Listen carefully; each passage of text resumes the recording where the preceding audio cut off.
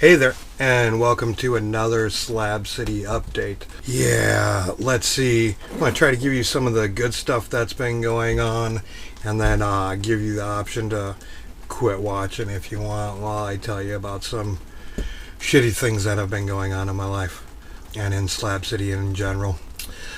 This week we had Slab City Independence Day. It was on Tuesday.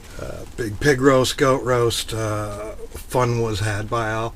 The Fallout Shelter Ecovillage did help sponsor that little party, and so I was glad to do that. Let's see. Oh, yeah. I really do have great subscribers. You know, I feel like I'm constantly stroking your guys' cocks lately, but it's true. Like, you guys have been super cool to me lately.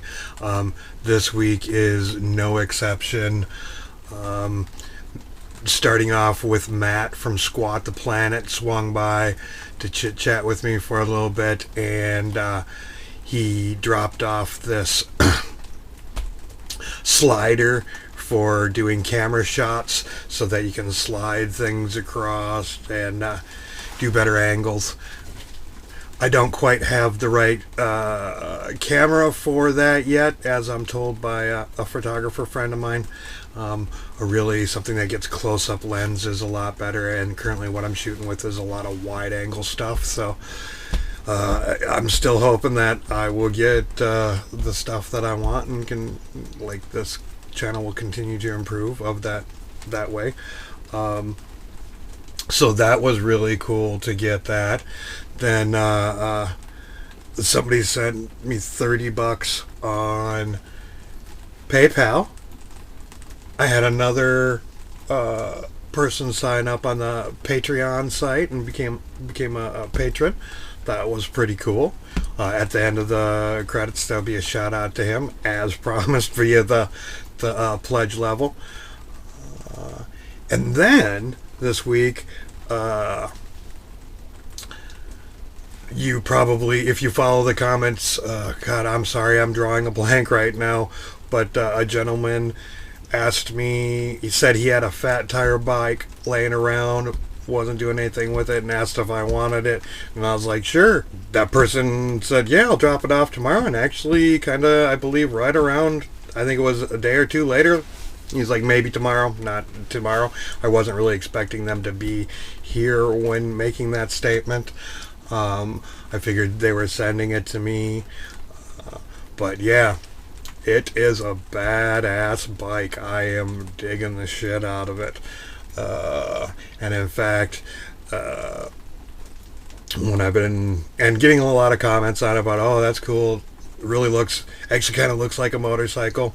So Ron, the guy from the Connoisseur's Corner Cuban Cigar episode, has actually done some photography work professionally and has had his work published in some motorcycle magazines. So I asked him to actually shoot some photos for me, and he did. And so I guess without any further ado, I will do a little montage for my bike. And man, I really appreciate it. Thank you.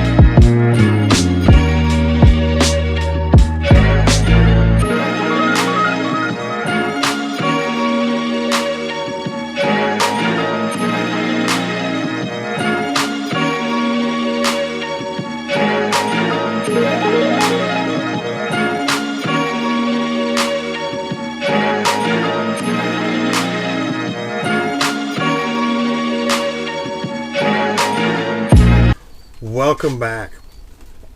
So now, if you are disturbed by things of animal abuse and things of that nature, I suggest you shut off the video now and watch some more of my videos some other time.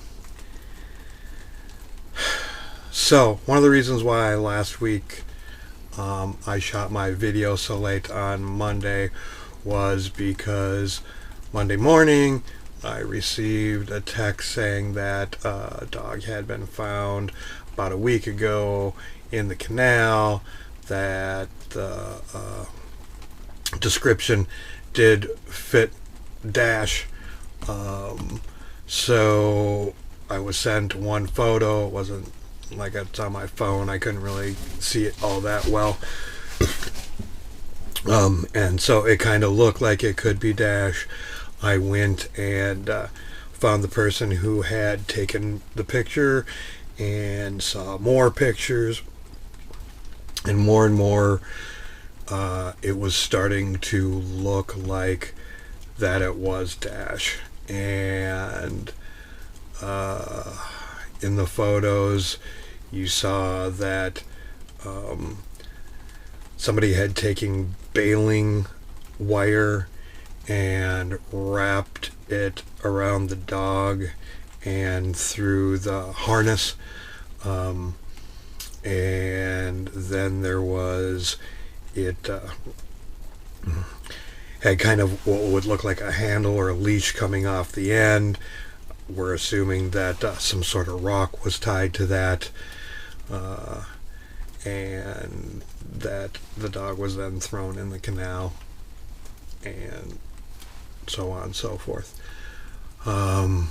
Before I could actually tell EJ, because it had, he's been missing Dash, there just wasn't enough concrete evidence that yes, this was Dash, and I should go tell him. However, there was enough evidence, including seeing part of the harness, that I actually went to where Dash was buried, dug him up, did indeed ID the harness, and that it was Dash. And from which point I went to go tell EJ. Now, I don't remember, or I don't know if you guys have watched or been following this long, but a while back, I had put out there, whoever stole Dash, I wish we lived in a place where you could take hands and things like that. I said that thinking that somebody had stole Dash as a pet and was doing that. I did not realize that Slab City has actually had an animal abuse problem like this for 8 years or so. And so, on Wednesday, there was a meeting that was held at the range where a lot of people were informed of what was going on. And even at that time, at that meeting, I was just hearing about a dog that had been found over by East Jesus last year, same sort of harness, but yet had been decapitated. So I'm kind of floored that after living here 2 years, that this is the first that I heard about it at all.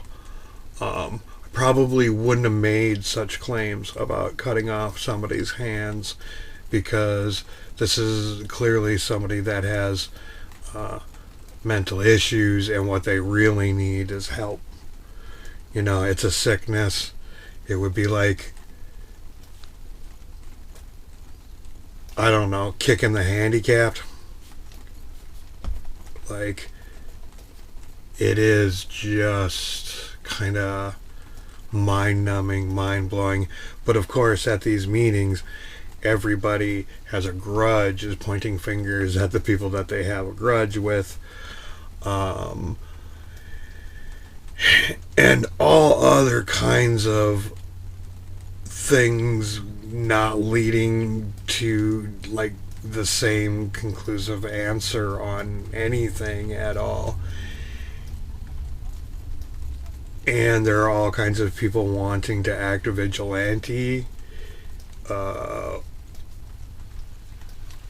with still all this conflicting stuff out there. It's like, oh, okay, yeah, I have an issue with this person too, so I can climb aboard. Not paying attention to all the other different facets of it. And unfortunately, I am very analytical and will play the devil's advocate on both sides and be like, well, what about this and what about that? Because like I think that's really how you figure out what is going on versus just people acting on potentially misinformation. Like if it's correct information and you're acting on it, like fine, but like so much of the information doesn't add up. Yet like so much of it also that's been thrown out there does sound plausible.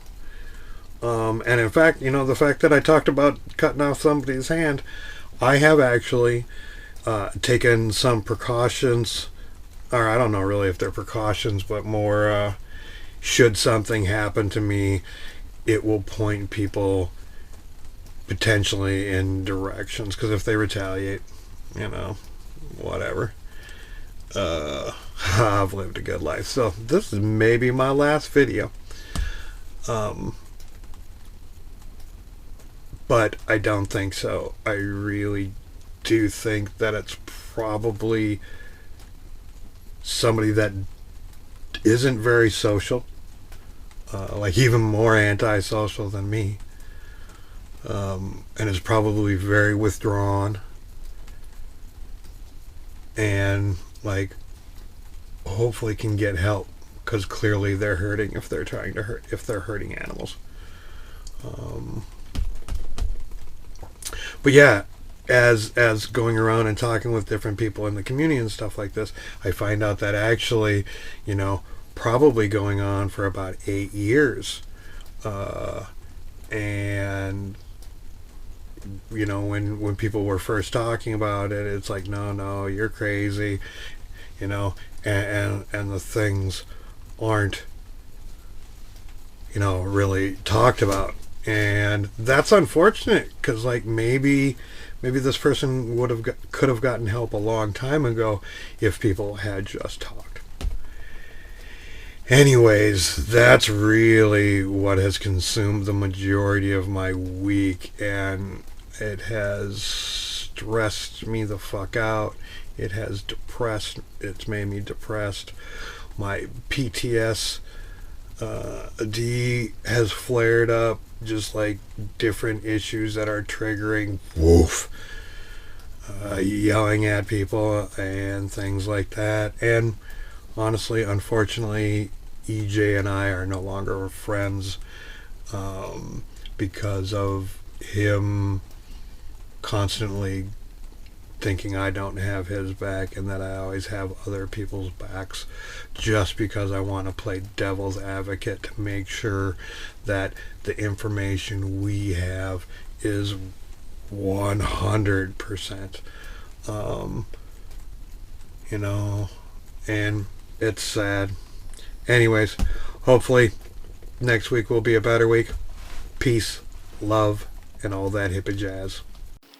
Send Carson money on PayPal so he can buy himself something to eat. Then he won't have to sell his body to Albanian men on the street. We're broke hippies living out in the desert, no money and no shoes. And he may smoke the marijuana, but at least he won't spend it on booze.